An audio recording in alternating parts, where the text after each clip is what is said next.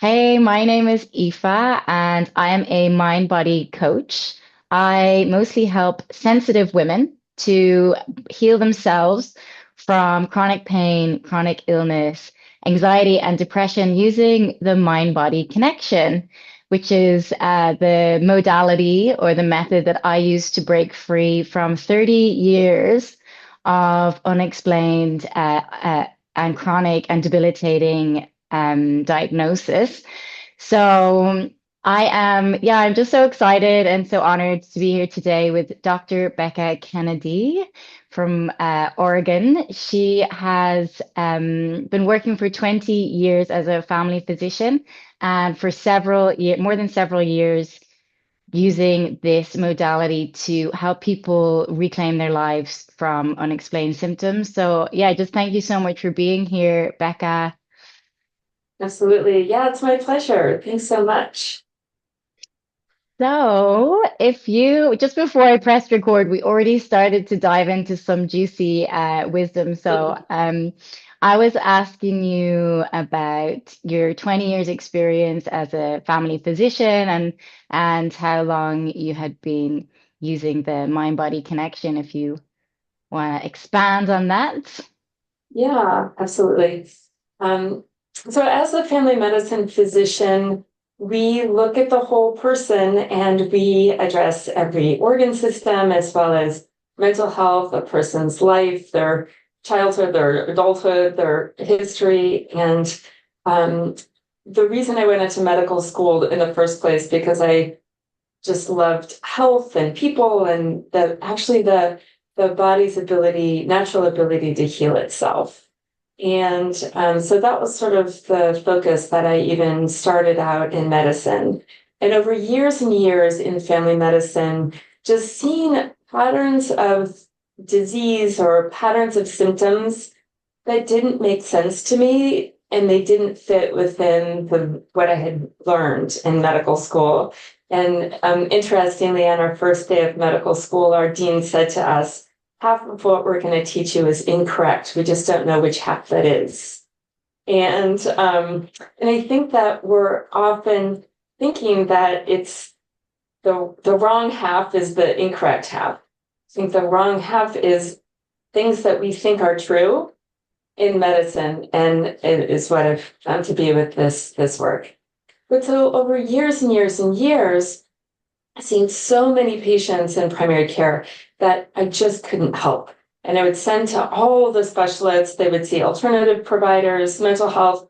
I mean, try everything under the sun, and still they didn't get better. And primary care is really, we see it all. We see everything that doesn't work. If people go to specialists or whoever they see, their clinician, and it doesn't work, they come back to us and they tell us what happens. And generally speaking, because of human nature, they often don't actually tell the person that it's not working. I mean, they may, but sometimes they don't. They just leave and come and tell us.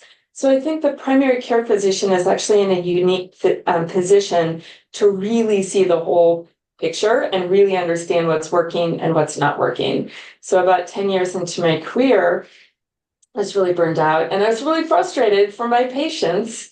And so I sought out other answers, and I just searched and searched for years. And I was constantly reading things, taking seminars, doing lots of different things, and could never quite get to the answer. And I found a lot of stuff about the nervous system or different things that you could do, or meditation, or cognitive behavioral therapy, or, different things. But I would talk to my patients about that, and I'd say, oh, I understand why you're having these symptoms. It's about your nervous system signaling. And then I would tell them about all these things, and they would say, I'm already doing all of those, and I still have symptoms. So I still kept searching and searching. And then I found this work and came across from a friend of mine from medical school, Howard Schubiner, and really dove into it, and found that there's many more answers and solutions, with really understanding that it's about threat in the unconscious brain, and understanding it's really about what your brain has been through and why the survival brain has learned what it's learned. And it's not necessarily what our conscious thinking brain would be responding to. And once we can understand that and then use concrete tools to get to the root of it, that's when the symptoms can be turned down. And so I came to this work because of being a physician and looking for solutions for my patients. But then after I learned about this model, I developed my own chronic pain and fatigue that was really, really severe. Thanks, brain. So our brains are don't always feel like our best friends, even though they are, and are trying to protect us.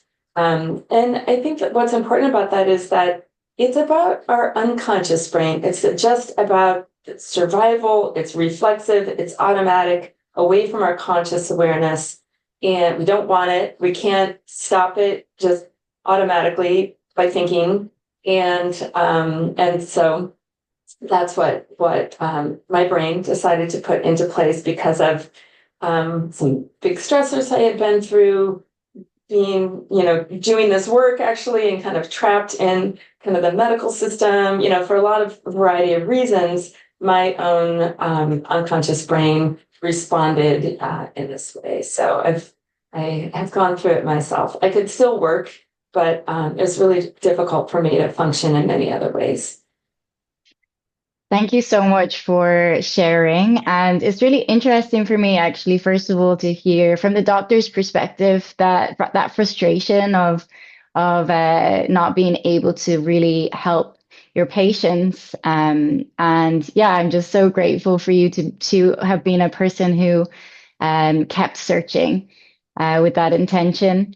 And another interesting thing that you said was when you first started to hear the connect with the nervous system and the power of the nervous system for healing. And you uh, started to explain this to your patients, and they said, well, I'm already doing that. And that's actually, even in this mind body practice, that's actually something that I hear a lot, is I'm already doing that. I'm already doing that. And sometimes there can just be like a missing link. And actually, before I found the mind body connection, I my dad is a doctor and he a psychiatrist, and he would sometimes yeah, so it's been interesting for our family, but he would sometimes suggest that there was an emotional or somatic connection to the symptoms I had. For 30 years I had fibromyalgia, like bladder syndrome, IBS, acne, period pain, just endless Mhm. debilitating symptoms that had no clear explanation. I also had reoccurring fevers as a child. Oh, Um, so anyway, in my later years of the symptoms, in my late 20s, let's say, I got diagnosed with the fibromyalgia, but I'd had it my whole life. He would suggest that there was some sort of emotional connection, let's say, and that was really, I was really defensive when he would say that because mhm. I've done more therapy than him, definitely, right? And I had done not only that, but I had been a Tibetan meditation practitioner for like 10 years at that point or so. And Mhm. so, and I had studied alternative practices. So it felt quite exhausting for someone to say that Yeah. there was an emotional link for me. But when I was mentioning to you before we got on this call that there was something different about when I heard Howard Schubiner talk about the mind body connection. First of all, I think it was because he did talk about his own experience. And I think, like you were sharing your own experience, I think that there's a certain softening within yourself, or a certain confidence or a clarity within yourself, or that self-compassion that you have to build as part of that healing process that Mhm. can deliver maybe information a little bit different. But I'd be interested to know what you saw as like the missing piece when people were saying to you, I'm already doing all this stuff. Mhm.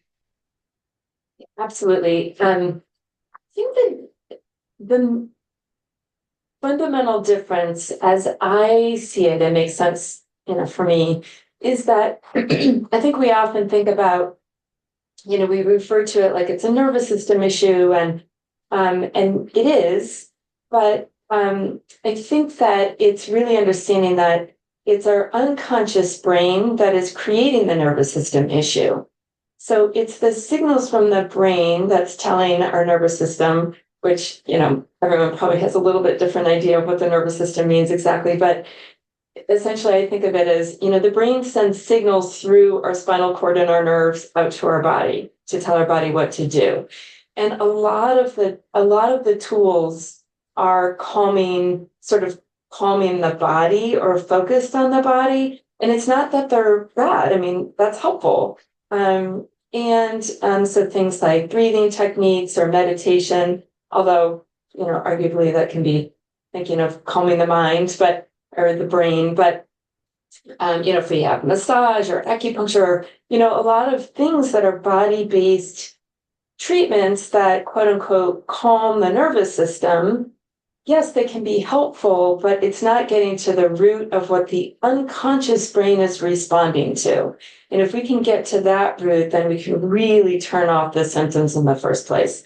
The analogy that I use with my patients a lot is that if a 3-year-old is afraid of monsters in the closet, the parent is all of these tools to attend to calming the nervous system in the body. And so the parent going in and cuddling with a 3-year-old and saying, "Oh, you're safe, I'm here, I'm okay," that fear is going to dial down in the brain and they'll go to sleep. But if you don't teach them that monsters aren't really real and you leave the room, the fear is going to go right back up again. And the parent can sleep in the room for 10 hours so that the child sleeps, but who has time to do that? I mean, we can do breathing exercises and meditation and, all of these things all day long, every day to keep, the nervous system calm, but really getting into the unconscious and teaching the brain that it doesn't need to be perceiving danger in the first place. And those are the tools I think that are different and critical. In cognitive behavioral therapy, it has helpful concepts, no doubt, and there's pieces of it I think that's really important. But at the end of the day, it's thinking our cognitive thoughts and our thinking conscious brain does not connect to our unconscious brain directly.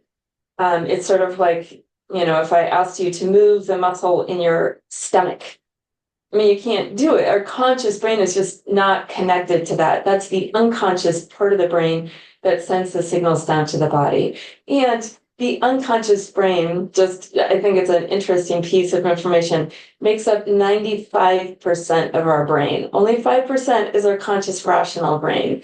And just thinking of the power of that, and it cares about one thing, and that one thing is staying alive on the planet. That's it. That's all it cares about. It doesn't even care about enjoying our life on the planet. And it's just hardwired our survival brain over, millions of years to perceive and make meaning out of all of this information coming in at us from the world. And it makes meaning whether or not it's danger or it's safe. And it does that based on what it's learned throughout our life. And there's lots of things that it learns through our childhood, again, away from our conscious awareness, just because of our normal human psychology, that it lays down in place and then it automatically responds to. And the way it's responding to this is not rational. Like it wouldn't make sense rationally. And unless we really understand the survival brain and what it's been through and why it would be responding to the way it's responding, then it's really hard to get to the root of it and teach it something else. Thank you. Wow, I just love how you explained all of that, and it just resonates so much with me. And I've said to clients before, that have come to me and they know all this information and they're like, I know it all. And I say, well, right now you're in a debate with it's all your conscious mind, and you have one side that has all the symptoms and the experience has a very strong argument. They've built up a case with all this evidence, and you're coming in with this new conscious mind, information, like trying to tell that side, like, you're safe, it's fine, it's, it's just this, let's just go out, let's just eat this food or this trigger. And it's like, you're Yeah. never going to win in that way. Like you have to kind of like bring out the big guns and you have to go Mhm. um quite deeper and these symptoms I find like so for instance I recovered very rapidly from my IBS of 30 years. I had severe food triggers. I could barely eat any food. I was like 52 kilos. I found the mind Mhm. body. I like blasted through. I recovered from that very quickly, but I have had all kinds of other symptoms that have taken so much longer, and even symptoms that have just recently emerged to me that Mhm. and so there's these symptoms, they have complexities and they have layers and they have memories that so Mhm. sometimes they have their own timeline as well. But Yep. I feel like what you're saying as well is just finding tools. And I feel like, it can be any tool, really. I just don't feel like there's like really one specific way, but um, something that works for you in a way that you can access your subconscious, bypass that the all the Right. logical chit chatter and get to these layers. And for me, it's just about infusing those layers with love, compassion, forgiveness, and gratitude. And that's all it is, like over and Yeah. over again, and finding that Yeah. that patience and persistence Mhm. because of course it's frustrating for people as well. It's frustrating for me. I like got my IBS. I was like, wham bam, let's do the next one. And Yeah. it's like, well, this one's not so easy. What's going on here? And the more I Yeah. continue to just like live this lifestyle, let's say the mind body lifestyle, I Yeah. just find there's more layers. There's always more layers. Mhm. Yeah, that's all so important. And that's the thing is that I think there's a lot of really important parts to this. And the first part is, I mean, what I would say is that it's sort of three steps. And the first step is understanding the science. And it isn't that you have to understand like all the like little details of neuroscience, but really understanding for you why what this new science is. And really it's that the symptoms in the body are actually created by our unconscious brain, by the neurons being put together. And if we can start there and really understand, and then there's, slews of information to reinforce why that's the case. And and I always talk about to people that when we injure ourselves, the pain is not made by the nerves out in the body. The nerves send the information up to our unconscious brain, and then all the different parts of our brain make meaning out of that piece of information. And then when it perceives and decides that it means danger, it then sends the signal back down. And now we experience pain. And that can happen with any symptom in the body, dizziness, nausea, and it can be functional too. It tells the digestion system, hey, we should be running away from a saber-toothed tiger, not digesting lunch. So it shuts down the function. And so it can create any symptom in our body because that's what our brain does. So first, starting with the science, understanding the science, then accepting the diagnosis for yourself. And none of this is intuitive. And so really looking at the evidence and putting together the pieces out of curiosity, of just looking and noticing, that's interesting. I am a little bit better and I'm having fun with my friend. And oh, over here I'm a little bit worse and I'm stressed out. It doesn't always follow that like that. Sometimes the symptoms are completely constant. But if it does, noticing those pieces of evidence and really putting together the whole picture, not just putting one little piece in there, but really stepping back and looking at the whole picture of why this applies to you.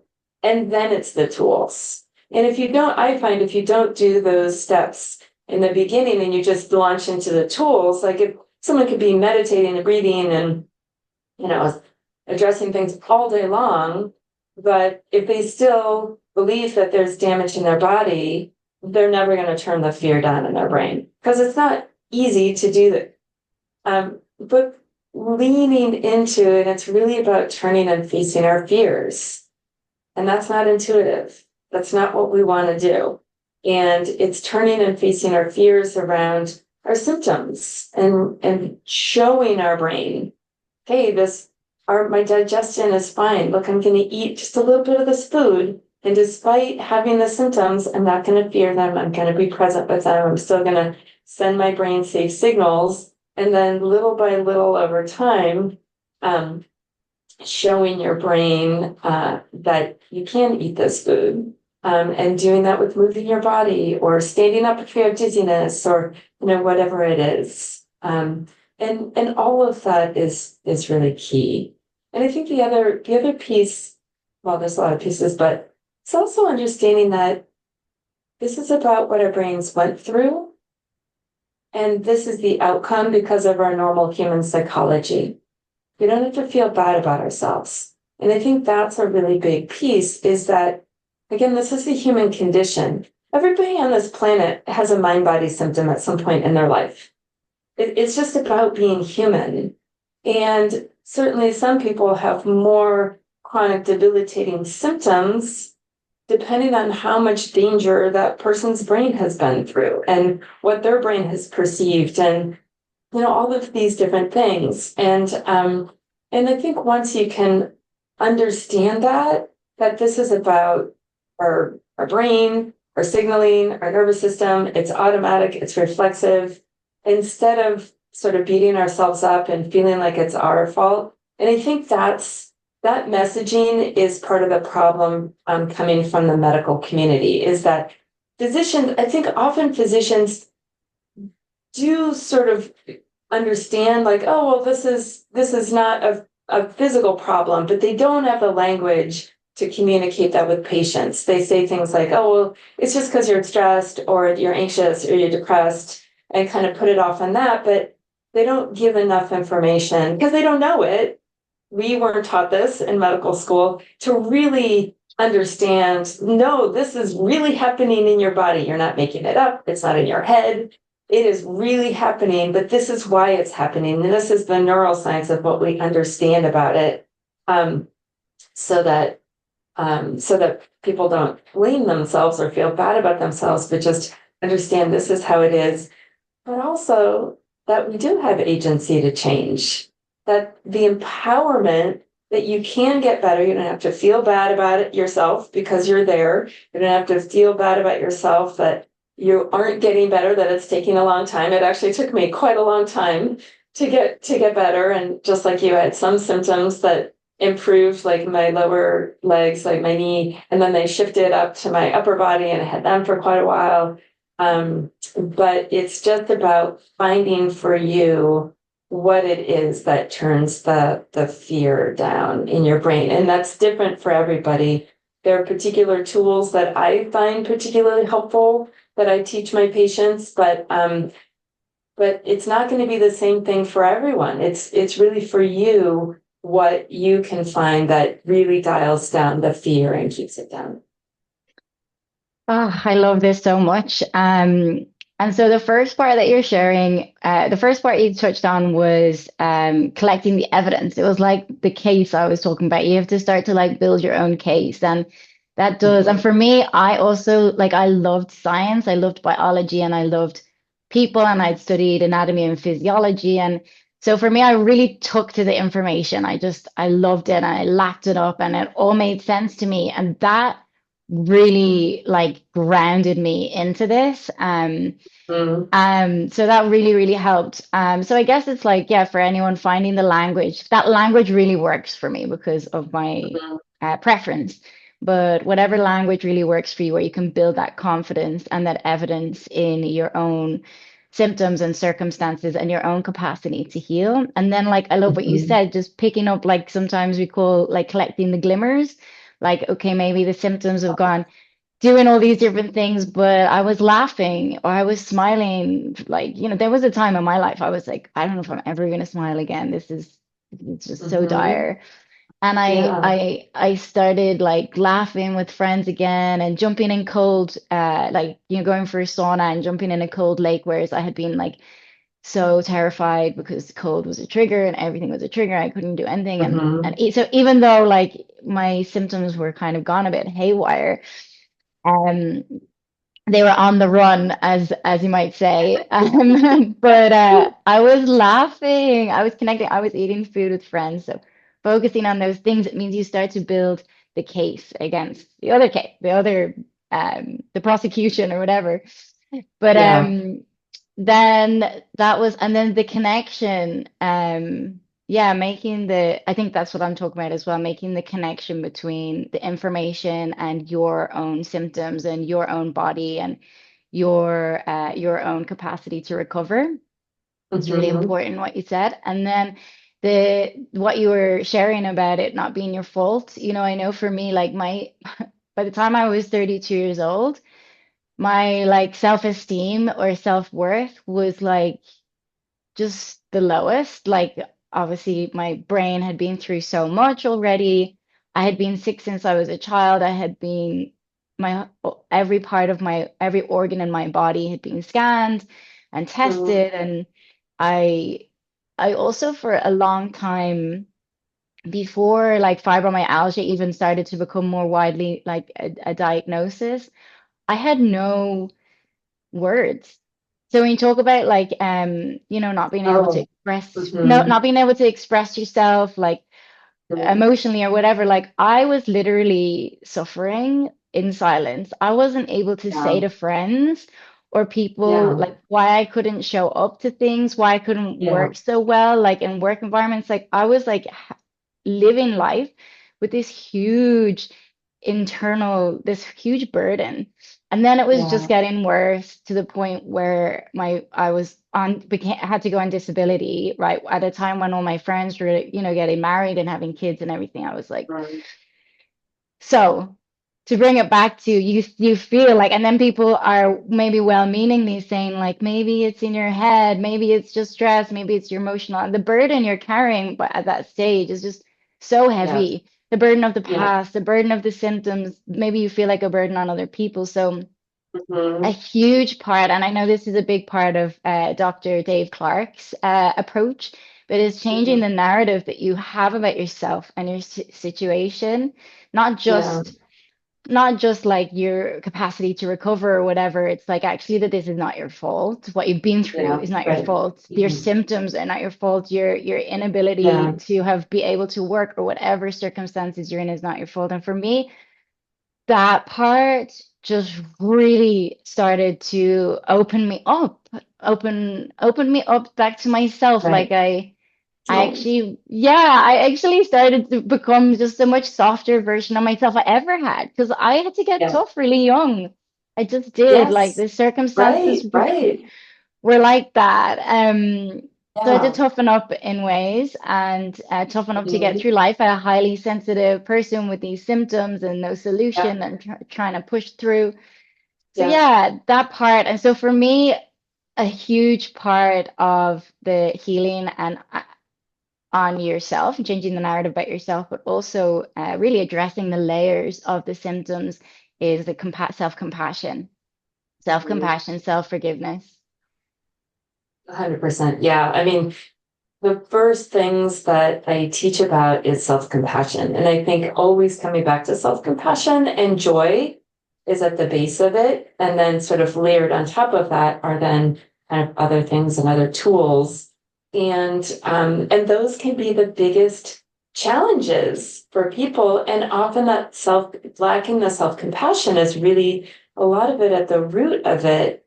And kind of back to the concepts of CBT, I think really important concepts of that is the idea of a core belief. And the core belief is what our unconscious brain learns about the world and about ourselves, and it believes it to be the absolute truth.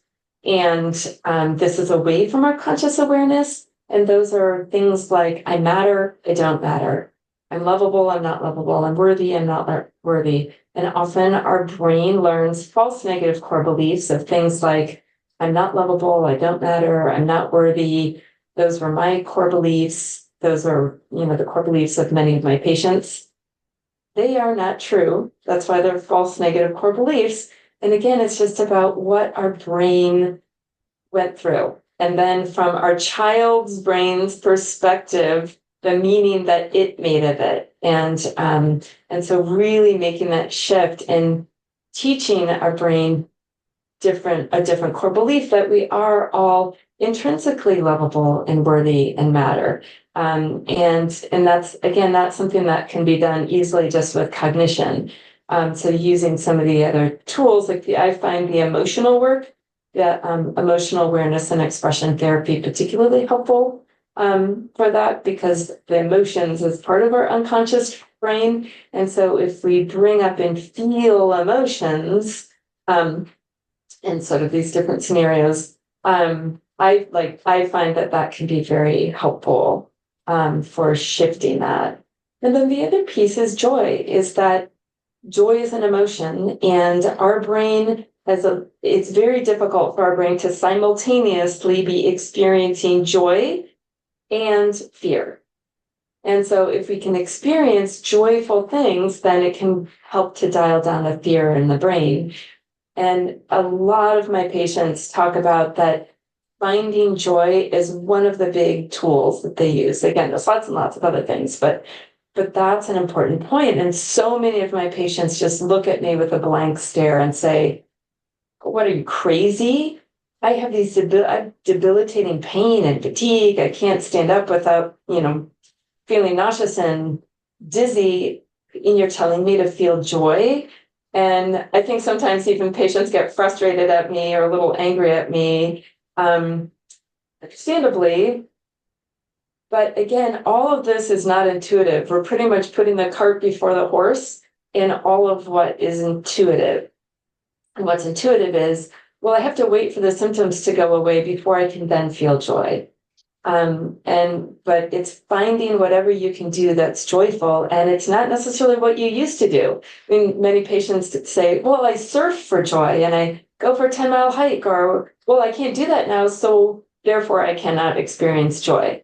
So it's really finding areas that can be joyful. That's not what you used to do. I mean, we'll get you back there at some point, but finding what you can do within your capabilities. So maybe that's looking at the birds or listening to music, or something, or watching a funny movie or listening to a comedian, or something that is very small, or again within your capability, but putting that in there. And then how that ties into self-compassion is really digging deep and looking at ourselves. And sometimes we don't feel, it's difficult to feel joy because we don't believe that we deserve to feel joy. And often our self-worth is tied to, this is how my brain was, is self-worth tied to being productive and achieving and sort of doing these external things. And that's what brings our brain safety. And feeling joy feels like it's something that's not productive, or we sort of can feel even shame about or bad about. And so really diving down and addressing all of that, and really where that came from. Why did your brain learn those messages, and diving into understanding? And when we can really understand that, and then address it again with different tools to change it, can be transformative, I find.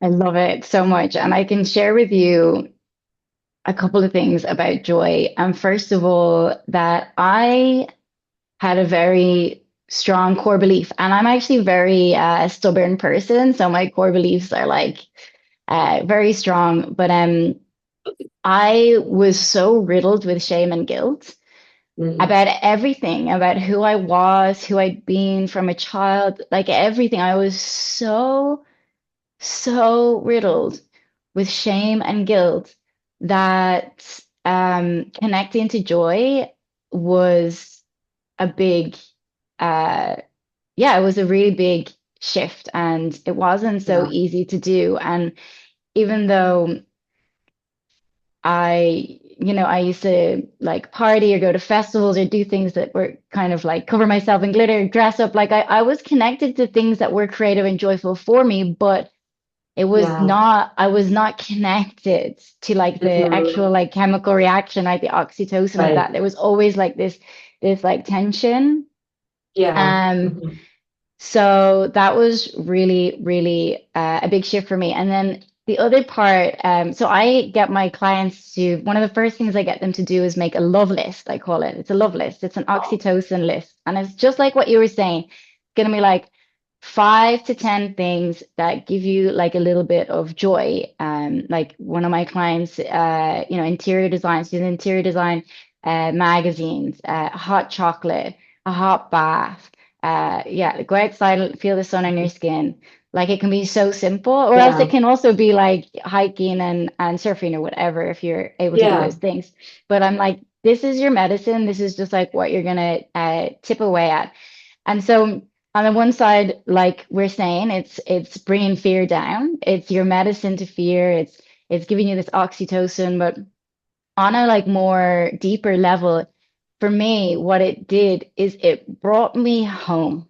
Like it brought me Yeah. back to Hmm. myself after years of like all the conditioning that we got and the core beliefs that detached you from yourself, your authentic self, and the people pleasing and the perfectionism and all these things, then also be having these symptoms that just completely disconnected you from the world and yourself. So this Hmm. simple list, this simple thing tool that we're talking about, this connection to joy, having a list and just doing it, brought me back, and it continues to. I still every day I make sure, okay, what have I done for joy or for pleasure or for me? And it can be just so simple, but it's always bringing me home to me and reconnecting me with myself and my authentic self, which is medicine. Amazing. I mean, so important. Yeah, that's beautiful. I love that. And yeah, and I think that's the thing also is that often we skip over understanding that piece that, lacking that self-compassion or that self-love or that worthiness, even though you're going and doing these things, being with friends, going to a festival, but you weren't actually experiencing the joy on the inside because your inner core was saying, whoa, whoa, whoa, this isn't safe. Like I no, being joyful, having fun. No, I need to be productive. I need to be working, and I need to be doing these things. And so your embodiment, your emotional experience on the inside is not actually feeling that emotion. When I was in medical school, I lived in this house with seven people, other graduate students, super fun, amazing people. And we had, it was back in the day, we had one TV and it was in my room. I had kind of a big attic room. And so once a week, all of my roommates would come and we'd sit on my couches and furniture and watch The Simpsons. And I could never just relax and kick back. I always had to be productive, like at all times, every minute of the day. So I would sit there but I would be paying my bills while we watched The Simpsons, like every week. So I didn't even really remember the episodes. And definitely the bill paying experience was more enjoyable than just paying them by myself. But I couldn't just kick back and kick loose because my brain had learned that it was not safe for me to experience love and joy and just, sort of let my hair down and kick back is, again, my brain, like many people's brain, learned that being productive and achieving is what brought safety. Definitely. And you're reminding me, I was thinking only just this week, back when I used to go to all these festivals, and me and my friend had this face painting business, and we were always doing all these like creative things. And I used to always say to her, in a fun way, I used to say, anytime we had an idea, I'd say it's gamey, right? Like you're going to gain something from it. And it was something Oh, fun yeah, it's something fun that we used to joke about. But I only remembering yeah, it like the past couple of weeks, I was like, wow, I wouldn't allow myself to do something unless I thought I was gaining something from it. yeah, And it's like, wow, now I can just like sit in the hammock, no reason, not gaining yeah, anything from this situation except joy. yeah, yeah, right. Oh, amazing. Yeah. So important to get down to the core of that. Yeah. And again, I think really understand where that came from and what our brain learned about it. And what I describe to my patients is that just right out of the gates, when we are born, our survival brain is learning about the world and what keeps us alive. That's it. Like that's all it cares about. And so it's constantly making meaning of that. And a child cannot live by themselves. They will die if they don't have a parent to take care of them. And the survival brain learns that we need to get our parents' love in order to get them to take care of us so we don't die. Because it's pretty hard. It's a lot to do. And so it's love is the motivating factor to get our parents to take care of us. What we deserve is unconditional love. We are intrinsically worthy and lovable. And that's what we deserve as a human. Like no one would ever look at a baby and say, oh, well, you actually don't deserve love. But from our own unconscious brain's perspective, if we are treated in a way that we don't deserve, or if our parents have their own stress, or for whatever reason, I mean, it's really not very difficult for the child's brain to perceive stress, or to perceive that we're not getting this intrinsic love. Then our unconscious brain starts learning that we need to do these other things to get our parents' love. So if we get messages that we get the love because we are a good girl, or we get good grades, or we have a clean room, or things like that, is that's how our little child's brain learns that we get the love. Then our brain starts saying, oh, well, I need to do these things, these external things, in order to get my parents' love so they take care of me so I don't die. And often well-intentioned parents are trying to help teach us about the world and how we can do well as an adult in the world, but those messages get translated through our child's psychology brain that we're not going to get love unless we do these things. And then there's certainly also parents who are been broken. Their brain went through a lot and was, and it's hurt and scarred, and so sometimes they very directly do not treat kids well, sadly, and certainly that child's brain then perceives that it's our fault, therefore I'm not lovable, therefore I'm not worthy. And then these core beliefs get created. So again, it's really understanding what our brain went through. And humanity is hard. It is hard to be a human on this planet. And the more that we really understand that, and then it's not about blame, it's about understanding and compassion, and bringing that for ourselves as well as others. And again, that doesn't mean that we are saying what others did was okay, but it's that we deserve to feel our emotions, like anger. We deserve to feel anger. We deserve to feel frustration or resentment or whatever it is, annoyance. And in feeling that emotion so that we can release it, and then we can get over to compassion and love and have compassion for ourselves and be able to let go of the anger ultimately.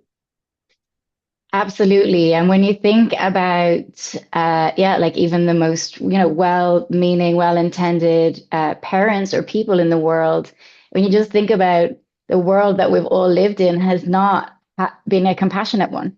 It's not. It just hasn't been, there hasn't been compassionate practices, teaching in schools. I didn't experience a lot of compassion personally in my schooling experience. And I know, in my parents' generation, they were very harsh types of school experiences. So yeah, I think we're probably just at a time in humanity, if you just bring it even outside of ourselves and our own symptoms and our own childhoods, and we're just at a time in humanity where we're like, we need this compassion, we need self-compassion and self-forgiveness, and ultimately, I always think like, when you can do it for yourself in your internal world, forgiveness and compassion and gratitude, then you will start to emanate that. And I just know from my own capacity, I have such a greater capacity for forgiveness and understanding. And that doesn't mean that I'm like a walkover. It means I might be very firm and harsh in some ways, but it's coming from a greater place of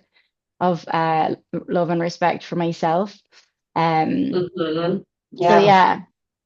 No, I mean, I think that it's even more, I mean, a lot of this also is actually about standing up for ourselves and about boundary setting. And a lot of times if we are being walked over, like, I mean, I was the number one people pleaser, throughout my life and would let people walk over me and wouldn't stand up for myself and was always concerned about what other people, thought and not hurting their feelings. And I would just like go to the ends of the earth on my end to, make sure I wasn't doing that. And so, but learning how to communicate and stand up for yourself through compassion and understanding that you don't have to simultaneously be a mean person in order to stand up for yourself.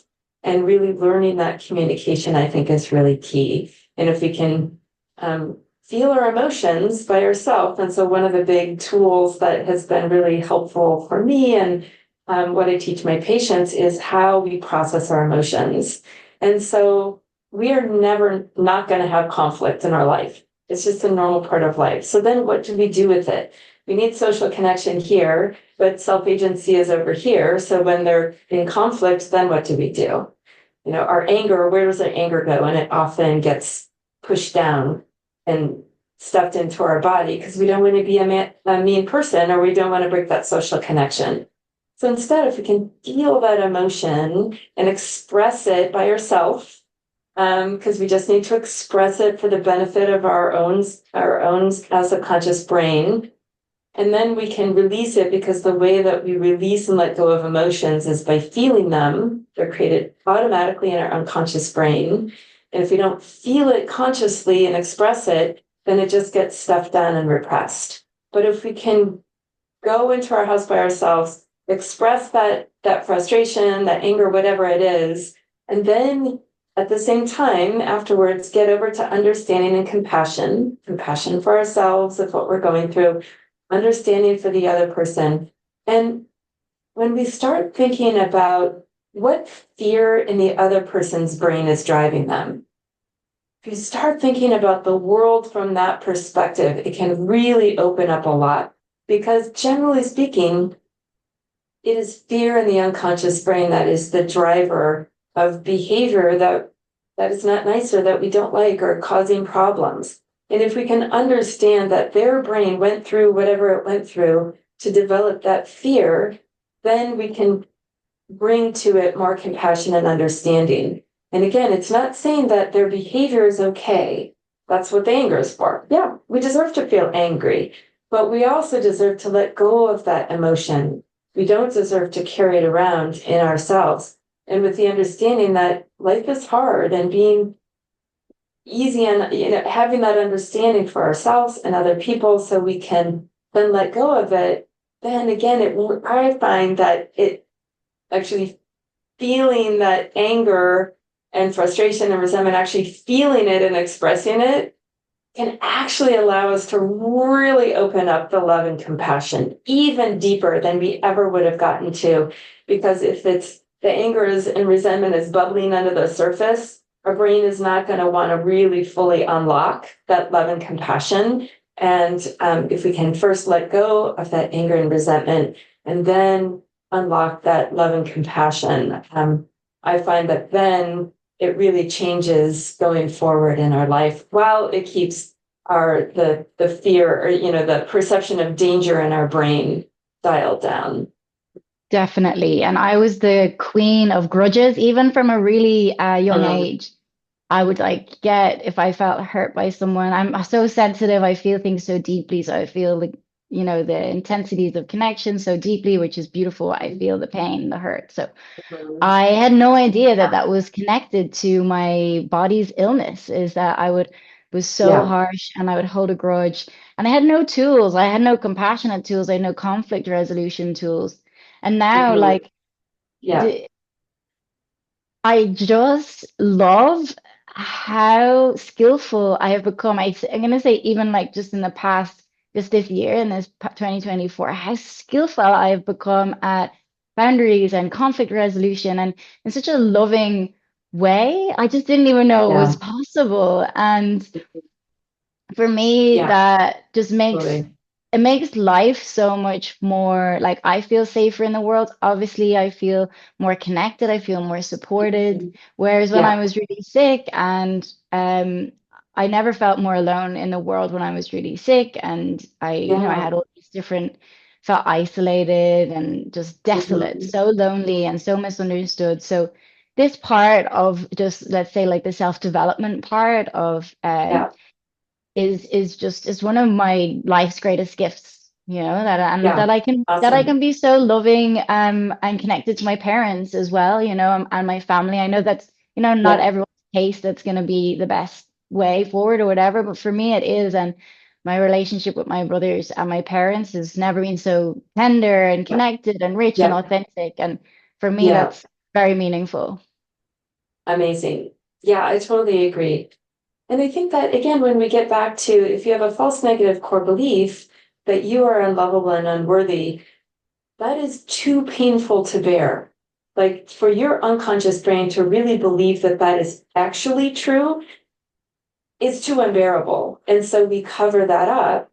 And if someone treats us in a way that we don't deserve, they might be doing that because of they're a human and no one's perfect and the fear in their own brain. And instead of sort of recognizing that and then letting it go, being frustrated about that, absolutely, as we deserve, and then letting it go, we can hold on to it because it's so scary for our unconscious brain if it's believing that we are truly um unlovable and unworthy, and if someone treats us bad, then our unconscious brain can then make meaning of that oh my gosh, that actually is true, that I am unworthy and unlovable because look at how they're treating me. And then it dials up our protective defenses and gets mad at them, and has to keep that anger like towards them, it's their fault and all this, instead of just understanding I am intrinsically lovable and worthy. I'm okay. And things will happen and people will do things to me that I don't deserve. And, I'm not going to be perfect to other people as well. And hopefully I will have the insight to apologize and, make things okay when I need to. But really having that sort of inner calm and that inner love and understanding so that then whatever is going on outside of us that we can handle, that we can have those compassionate conversations to stand up for ourselves, and we can let go of sort of the grudges and also the criticism, so that if we can let go of criticism of others, then we can often let go of it that's directed towards ourself a lot easier. And I find this is not easy. I mean, I find this is can be actually one of the most difficult things to do is letting go of the criticism towards others. But that can often be a really important piece to stop criticizing ourselves on the inside as well. Totally. I am loving this whole conversation and I feel like we could talk forever. Just like digging deeper and deeper. But Yeah. thank you so much. I always get so much like I suppose like affirmation from these connections, and I always receive like lots of healing within myself just from these conversations. So I'm really, really Yeah. grateful to Becca. Thank you Oh, so much. awesome. And likewise, I mean, it's really amazing. I love to hear about your experience as well. I appreciate that. So I will leave your details in the description if anyone wants to get in touch with you and check out your website where you have lots of information about your work. And you Yeah. also have this message of people helping people to reclaim their lives, which I love. So yeah, if there's anything else you want to share Yeah. before we finish up. Oh, I think I've covered it all, but yeah, I guess the main thing that I would say is approach this work with curiosity. I think through the lens of curiosity and science is how I've found it to be most useful. I love that. It's a little softer, yeah, just to soften up and be Yeah, curious. yeah. I love it. Thank you so much. Well, I hope you have a All beautiful right. day Well, over there in yeah, you too. Oregon. Yeah, thanks. I appreciate it. Lots of love. All right.